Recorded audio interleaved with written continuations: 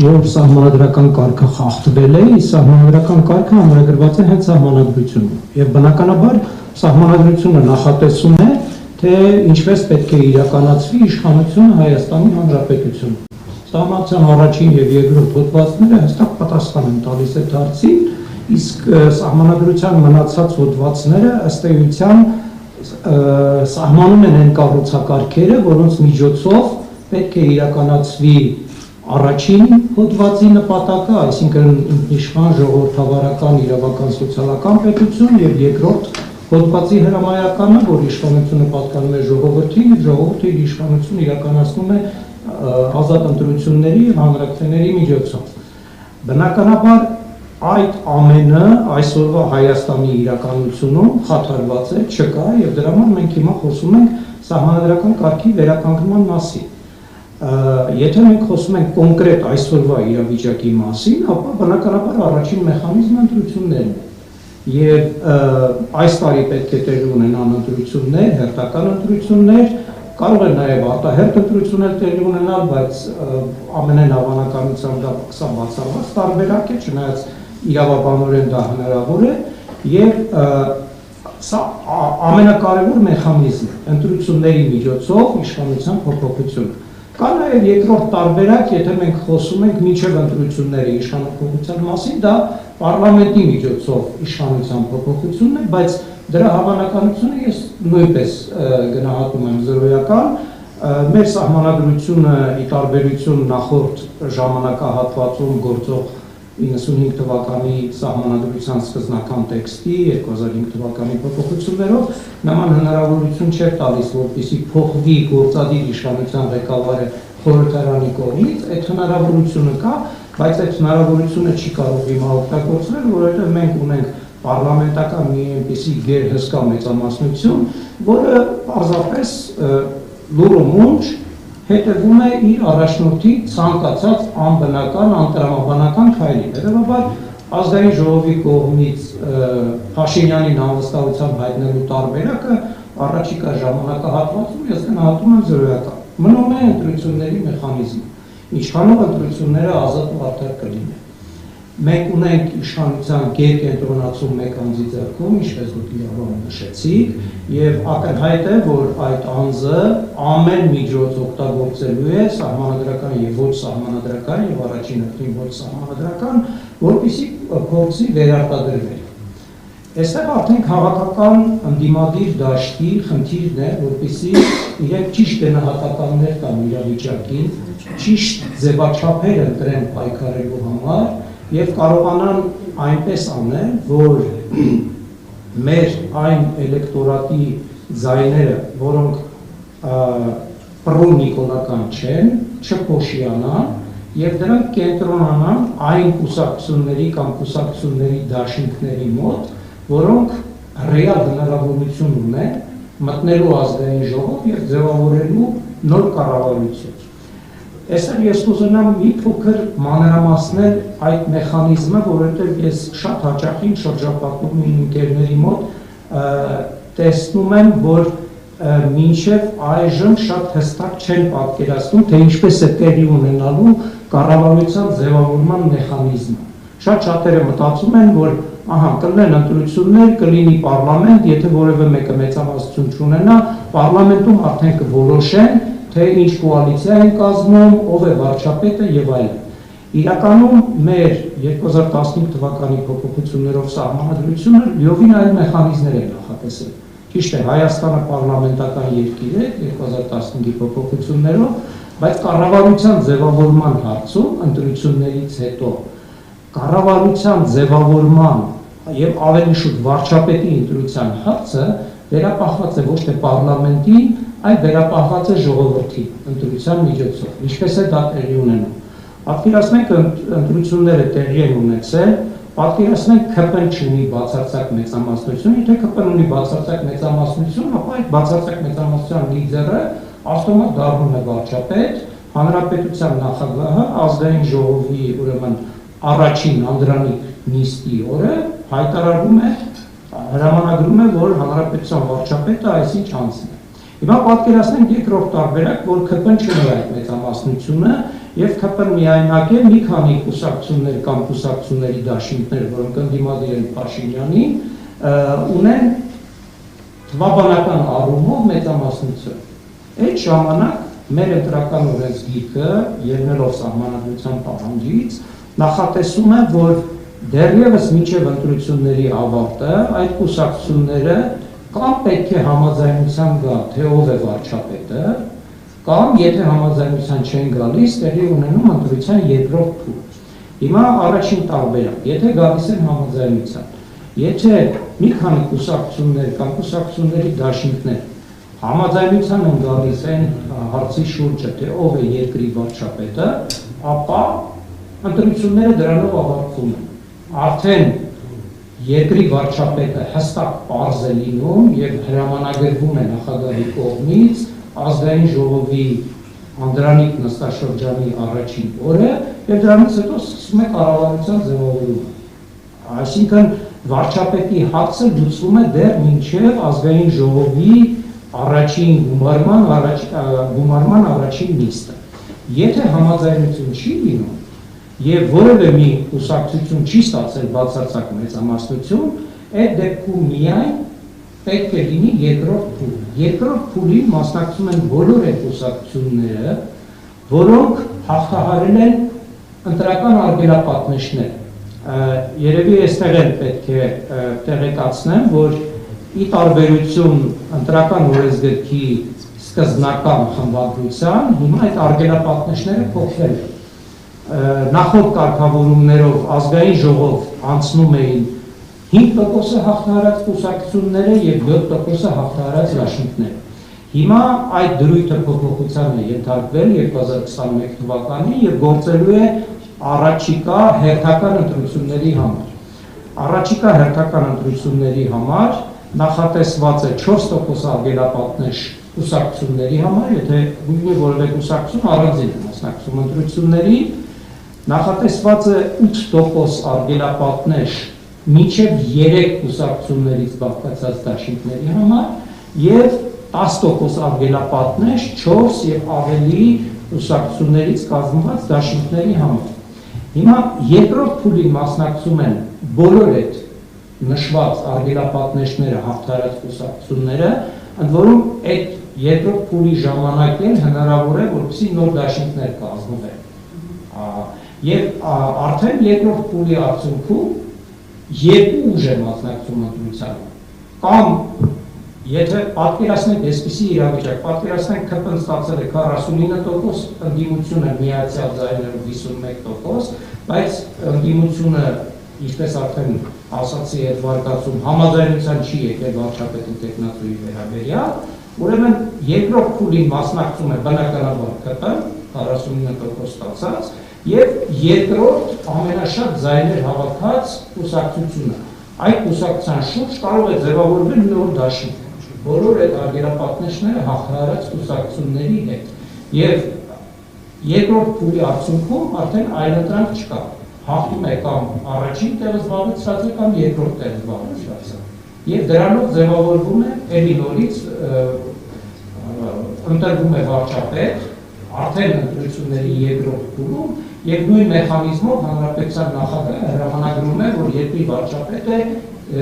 X անձնավորությունը։ Դրանից հետո նոր արդեն ազգային ժողովը, երբ որ սկսում է աշխատանքները, սկսում է կառավարության ձևավորման ընթացքը։ Ես այստեղ մի հարց տամ, էլի քանի որ հենց այդ մասին է։ Երկու ուժերից զատ այդ դեպքում ազգային ժողովում երրորդ ուժը որը պետք է լինի, քանի որ սահմանադրական պահանջ կա, որ ազգային ժողովում պետք է ներկայացված լինեն առնվազն 3 քաղաքական ուժեր, այսպես։ Տեսեք, այստեղ շփոթություն կա, նախ սահմանադրական պահանջ նման չկա, դա ընտրական օրենսգրքի պահանջն է, ընտրական օրենսգիրքը այժմ էլ է պահանջում, որպեսզի ազգային ժողովում առնվազն 3 քաղաքական ուժ ներկայացված լինի, ես նկատի ունեմ կամ կուսակցություն, կամ կուսակցությունների դաշինք։ Հիմա երրորդ ուժի հետ կապված հետևյալն է իրավիճակը։ Պատկերացնենք 5 կուսակցություն կամ կուսակցությունների դաշինք են հաղթահարել բոլոր այդ արգելապատնեշները, բնականաբար իրենք բոլորը ներկայացված են լինելու պարլամենտում։ Եթե ստեղծվի մի այնպիսի իրավիճակ, որ երկու կուսակցություն կամ կուսակցությունների դաշինք անցնեն պարլամենտ, ապա այդ ժամանակ ուժի մեջ են մտնում ընտրական օրենսգրքի ընդրույթը, որ առնվազն 3 ուժ պետք է լինի եւ այս դեպքում երրորդ ուժը լինելու է այն կուսակցությունը կամ կուսակցությունների դաշինքը, որը որ ըստ էության ամենաշատ ձայներն է հավաքել այն արգելապատնեշները չհաղթարակ ուժերից։ Բայց այստեղ ցավոք սրտի ընտրական օրենսգիրքը մի շատ տարօրինակ փոփոխություն է կատարել 21 թվականին։ 21 թվականից առաջ գործող խմբակցությունը նստագրված էր, որ այն ուժը, որ ամենաշատ ձայներն է ստացել, նա է ստանում այդ երրորդ կուսակցությանը հասանելի մանդատները։ Հիմա իրենք գրել է 21 թվականի փոփոխություններից հետո մոտարապես ձևակերպում է այսպես է, որ առավել մոտ է արգելապատնեշը հաղթարելին։ Հիմա ես հարց եմ տալիս, իսկ եթե կուսակցությունը առավել մոտ է, բայց դաշինքը առավել հեռու է, բայց բնականաբար դաշինքը շատ ավելի շատ է ստացել։ Այդ դեպքում ո՞նց են լուծելու այդ հարցը, ով է այդ երրորդ կուսակցությունը կամ դաշինքը, որը որ մտնելու է ազգային ժողով։ Այդուհանդերձ ես չեմ կարծում, որ այս ընտրություններում սա արդիական լինի, բայց ամեն դեպքում այդ խնդիրը կա։ Հիմա երկրորդ փուլի հետ կապված, որպեսզի շատ հստակ լինի, նորից եմ ուզում ընդգծել, որ երկրորդ, եթե առաջին փուլի արդյունքներից հետո որևէ համաձայնություն չի կայացվում վարչապետի տեխնացիան վերաբերյալ, երկրորդ փուլին կարող են այն 4 կուսակցությունները դաշինքները համաձայնության գալ մեկ վարչապետի տեխնացիայի մասին եւ այդ դեպքում ընտրությունը կլինի առաջին տեղ զբաղեցրածի եւ երկրորդից 5-րդ տեղ զբաղեցրածների միջև կազմված դաշինքի միջև։ Որևէ մեկը հաղթելու է, դա արդեն այլոց չկա եւ բնականաբար ընտրության արդյունքում ժողովրդի տված քվեով ընտրվում է վարչապետը եւ դրանից հետո նոր ազգային ժողովը սկսում է իր գործունեությունը։ Պարոն Պողոսյան, ես ուզում եմ նաև անդրադառնանք հետևյալ հարցին, ընտրական process-ը պատկերացրեցինք, որովհետև վերջին հաշվով առաջիկա երևի թե սահմանադրական կարգի վերականգնման հնարավորություն ընտրությունների միջոցով է լինելու, բայց մենք խոսեցինք այն մասին, որ ըստ էության իշխանությունը ամբողջությամբ կենտրոնացել է մեկ անհատի ձեռքում։ Հիմա սա սահմանադրական խնդիր է, թե հենց սահմանադրական կարգի խախտման խնդիր է։ Այսինքն արդյոք մեր սահմանադրությունը այդպիսի հնարավորություն տալիս է, որ մեկ անձը ունենա այսպիսի անսպառ անվերջանալի իրավունքներ, թե այդ անձը պարզապես յուրացրել է այդ իրավունքները մեկ, արդյոք անհրաժեշտ են սահմանադրական փոփոխություններ, հետագայում սահմանադրական կարգի խախտումները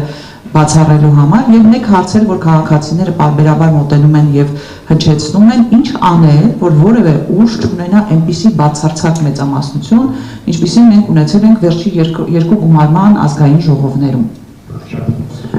Շատ ճշգրիտ հարցադրումներ են ըստ հերթականության։ Ուրեմն բնականաբար անձը յուրացրել է իշխանությունը, որտեղ երբ որ մենք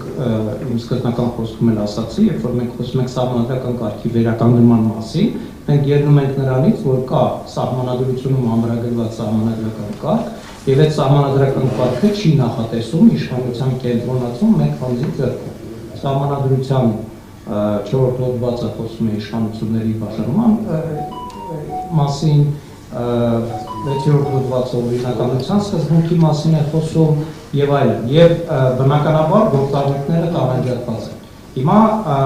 հարցը առաջանում, բայց ինչպես է պետք ունեցել, որ մեկ անձի ձեռքում ըստ էության կենտրոնացված է եւ գործադիր իշխանությունը, եւ օրենսդիր իշխանությունը, եւ հաստատվի նաեւ դատական իշխանությունը։ Երբ որ անձը ունենում է սահմանադրական մեծամասնություն պարլամենտում եւ ունենում է այնպիսի մեծամասնություն, որը որևէ ձևով որևէ կերպ չի ցանկանում հակաճառել իր քաղաքական լիդերին, այստեղ սահմանադրությունը ըստ էության անզոր է, որովհետև սահմանադրությունը աշխատում է մարդկանց միջոցով։ Եվ երբ որ մենք համեմատում ենք տարբեր կառավարման մոդելները, մենք պարլամենտական մոդել ենք, նախկինում ունեցել ենք կիսանախագահական մոդել, 91-95 թվականներին ունեցել ենք նախագահական մոդել, որևէ տարբերություն այդ առումով չկա։ Նույնիսկ պարլամենտական համակարգում ավելի մեծ է հավանականությունը, որ դու կարող ես փոխել այն անձնիշխան ղեկավարին, որը որ իր ձեռքում կենտրոնացել է ամբողջ իշխանությունը, եթե պարլամենտում կարողանում ես նման մեծամասնություն հավաքել։ Հիմա եթե մենք նախագահական համակարգն ենք վերցնում, տեսեք, Ամերիկայի Միացյալ Նահանգները իշխանությունների տարանջատման դասական մոդել են համարվում, իշխանությունների տարանջատում, checks and balances եւ այլն։ Մենք այսօր տեսնում ենք, որ որևէ իշխանությունների տարանջատում այնտեղ չկա օրենսդրի եւ գործադրի միջեւ, որովհետեւ Սենատում էլ շատ փոքր մեծամասնությամբ մեկ ձայնի, Վենսի ուրեմն ձայների շնորհիվ ըստ էության Տրամպը կարող է առանց կոնգրեսի հարձակվել Վենեսուելայի վրա կամ ցանկացած այլ երկրի վրա։ Այսինքն շատ բան կախված է նրանից, թե ընտրության արդյունքներն ինչպիսին են։ Եթե դու ունես այդպիսի մեծամասնություն, քո նկատմամբ միակ ռեալ վերահսկողության մեխանիզմը անկախ դատական իշխանությունն է։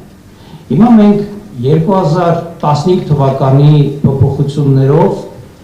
բազմաթիվ մեխանիզմներ նախատեսեցինք, որպեսզի հնարավորինս դատական իշխանությունը ձերբազատվի գործադիրի ուրեմն ազդեցությունից։ Եթե հիշում եք 95 թվականին այսպիսի մի կոմիկ իրավիճակ էր սահմանադրության, որ հանրապետության նախագահը ուրեմն ըստ էության արդարադատության երաշխավորներ, դատական իշխանության երաշխավորներ, արդարադատության խորհրդի նախագահներ, իր տեղակալները իր իսկ կողմից նշանակված պաշտոնատար անձիկ էին, գլխավոր դատախազն ու արդարադատության նախարարը, այդ արդարադատության խորհուրդը իր ստորագրությամբ, հանրապետության նախագահի ստորագրությամբ, որպես արդարադատության խորհրդի նախագահ, իրեն առաջարկում էր դատավորների թեկնածուներ եւ նույն հանրապետության նախագահը արդեն այն մյուս ձեռքով ստորագրում էր այդ դատավորների նշանակումը։ 2005 թվականին մենք փոփոխություններով արդարադատության խորհուրդը դարձրեցինք ավելի հավասարակշռ, ավելի հնարավորություն տվեցինք, որ դատական իշխանությունը ինքը մասնակցություն ունենա դատավորների նշանակման գործընթացում։ 15 թվականի մեխանիզմները ել ավելի գնացին դատավորների ազդեցության ուժեղացման ուրեմն ուղղությամբ, բայց այդ ամենը որևէ արդյունք չտվեց եւ ես վստահ եմ, որ եթե տեղի ունենա իշխանափոխություն եւ եթե քաղաքական ուժերը իսկապես քաղաքական կամք ցուցաբերեն, իրենք պետք է արմատական ձևով մոտենան մեր սահմանադրության 7-րդ գլխի, 8-րդ գլխի դրույթներին եւ մտածեն այնպիսի մեխանիզմների մասին, որպիսի իսկապես գործադիր իշխանության ազդեցությունը դատական իշխանության վրա լինի մինիմալ։ Տեսեք, ես եղել եմ 15 թվականի սահմանադրության ստեղծողներից մեկը, հանձնաժողովի անդամ, զեկուցել եմ այդ սահմանադրության նախագիծ ազգային ժողովում եւ ես ասել եմ, որ կատարյալ սահմանադրություններ գոյություն չունեն, չեն կարող լինել, բայց պետք է միշտ ձգտել նրան, որպեսզի այն ամենը ինչ որ սահմանադրությունում համարագրված է, կատարվի։ Հիմա մենք տեսնում ենք, որ դատական իշխանությունը եւ առաջին հերթին սահմանադրական դատարանը սահմանադրական փոփոխություններից հետո դարձել է ամբողջությամբ ուրեմն վարչապետի կամակատար։ Նույնիսկ գործեր չի ընդունում քննության, ժամկետները ձգում է տարիներով, այն դեպքում երբ որ օրենքում շատ հստակ գրված է, ինչ անել այդ մարդկանց։ Ուրեմն տվյալ պարագայում ակնհայտ է, որ սահմանադրական դատարանը ստեղծվել է այսօրվա իշխանության եւ վարչապետի թելադրանքով, բոլոր են դատավորները, որոնք 20 թվականի հակասահմանադրական փոփոխություններից հետո են դարձել սահմանադրական դատարանի դատավոր, իրենք պարտական են իրենց պաշտոնով այդ անձնավորությանը եւ ծառայում են իրեն։ Դատական իշխանությունում ցավոք սրտի հատուկեն դատավորներ են մնացել, որոնք արդարացնում են իրենց կոչումը։ Այս սահմանադրությամբ իրենք պարտավոր են առաջնորդվել սահմանադրությամբ եւ իրականացնել արդարադատություն, բայց իրենք արդարադատություն չեն իրականացնում։ Այդ բոլոր քաղաքավարքերները իհարկե հայտնվեցին կալանավայրերում, երբ որ դատավորներն են դրա մասին վերջի վերջո իրենց վերդիկտը տալիս։ Կամ ասենք նույն Սամվել Կարապետյանի արարքը բնութագրել որպես սահմանադրական կարգի բռնի ապահովման կոչ են դեպքում, երբ որ ինքը ընդհանրապես ասել է, որ մենք մեր ձևով պետք է պաշտպանենք մեր առաքելական եկեղեցին, դա որակել որպես հանցագործություն, մարդուն վերցնել կալանքի, կես տարուց ավելի եւ այլն, այստեղ որևէ սահմանադրական կարգի հոդեր արդեն չկա։ Հետևաբար իմ կարծիքով, եթե մենք խոսում ենք սահմանադրական փոփոխությունների մասին, մենք առաջին հերթին դրան պետք է անդրադառնանք։ Ես գիտեմ, որ կուլուարներում, նաև իմ շրջապատում շատ խոսակցություններ կան այն մասին, որ կառավարման մոդելը պետք է փոխել եւ այլն։ Ուզենամ միայն հարևանցիորեն այդ հարցին անդրադառնալ, կիսանախագահական համակարգին հետ վերադառնալը կործանարար է լինելու երկրի համար, որովհետեւ կիսանախագահական համակարգը ըստ սահմանման նախատեսում է դուալիստական գործադիր իշխանություն, նախագահ եւ վարչապետ։ Թե իրանք ինչպես են իրար հետ իշխանությունը կիսելու, ինչքան են տրվելու, արտաքին քաղաքականության հարցերում ոնց են համաձայնության գալու, վերցրեք նայեք Լեհաստանի օրինակը, հենց այսօրվա Լեհաստանի օրինակը, որը չի կարողանում պայմանավորվել, թե վարչապետը գնա Տրամփի հետ հանդիպման, թե պրեզիդենտը գնա հանդիպման։ Եվ դա նոր չի։ 2017 դեռևս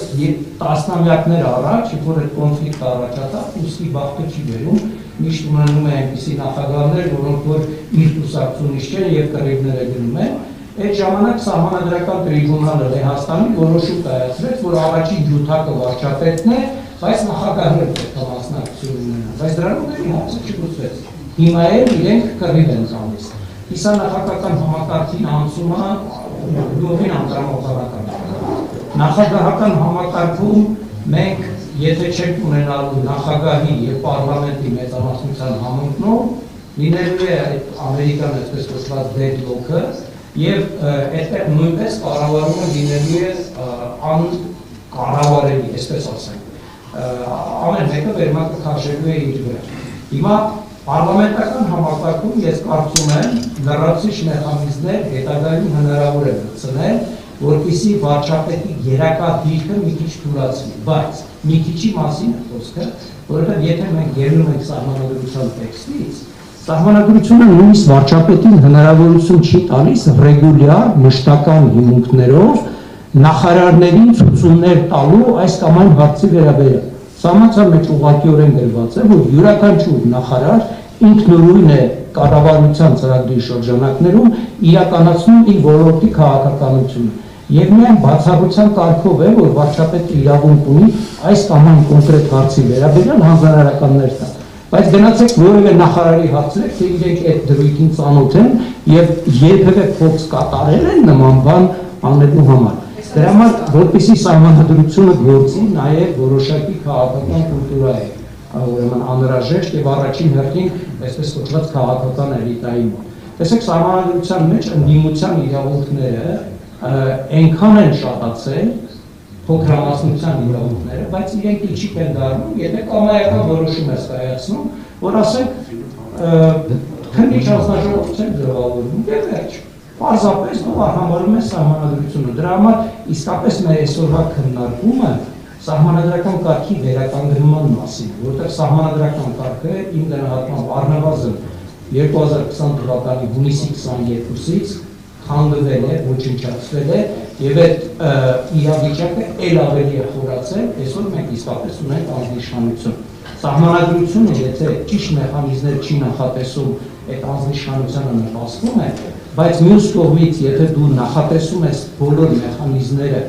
նաև հանրապետության նախագահին ես այդ առաքելությունը տալիս, որ ինքը հետևի սահմանադրության պահպանմանը։ Հիմա մենք հիշում ենք, որ մենք Հայաստանի Հանրապետության նախագահն ենք։ Ուր է այդ հանրապետության նախագահը։ Սահմանադրությունը ամեն օր ոտնակոտ է արվում, իր հիմնական առաքելությունը հենց դա է։ Ինքը կարող է խոսել, չէ, բայց չի խոսում։ Որովհետև նույն քաղաքական մեծամասնության անձն է եւ եթե մենք ասում ենք, որ սահմանադրությունը պետք է ապահովի ժողովրդավարությունը, մենք չենք կարող ժողովրդավարության հիմնական կանոնը, մեծամասնության կանոնը դեպի վայր շրջել եւ ասել, չէ, թող փոքրամասնությունը կանոնավորի։ Այնպես որ կարճ սահմանադրությունը կարևոր է, բայց ցանկացած սահմանադրության իրականացման համար առաջնային դեր է կատարում այն, թե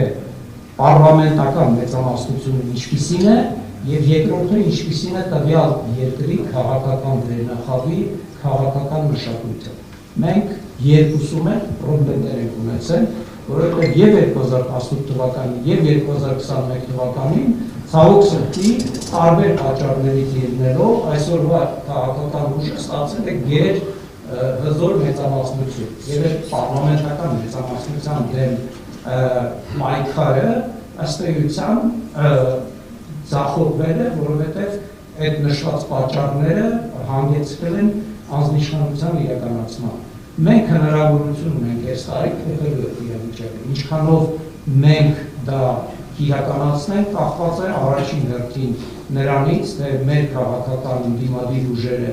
ինչպիսի ճիշտ ձևաչափերով կմասնակցեն ընտրություններին եւ ինչպես կկարողանան ընտրազանգվածին բացատրել այն ճակատագրական իրավիճակը, որին բախվել է Հայաստանի Հանրապետությունը այս տարիների ընթացքում եւ հանգուցալուծումը ըստ էության այս տարի պետք է դեպի ունենա։